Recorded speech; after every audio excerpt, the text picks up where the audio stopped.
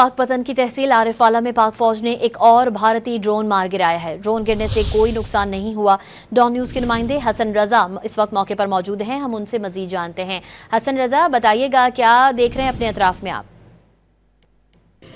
जी बिल्कुल, भारत की जानिब से जारियत जारी है। आज सुबह 3 बजे भारत की जानिब से जो ड्रोन पाकिस्तान में भेजा गया था वो पाकपतन के इलाके थाना अहमद यार के गांव इस्लाम नगर पहुंचा तो सिक्योरिटी फोर्सेस ने बर वक्त ताकुब करते हुए उसको मार गिराया है। सिक्योरिटी फोर्सेस, पंजाब पुलिस और मुकामी इंतजामिया मौका पर पहुँच चुकी है। उन्होंने जो है ड्रोन को अपनी तहवील में ले लिया है। उस जगह को सील कर दिया गया है और ड्रोन के जो टुकड़े हैं उनको इकट्ठा किया जा रहा है। ये ड्रोन पाकिस्तान में जासूसी और नुकसान पहुंचाने के लिए भेजा गया था।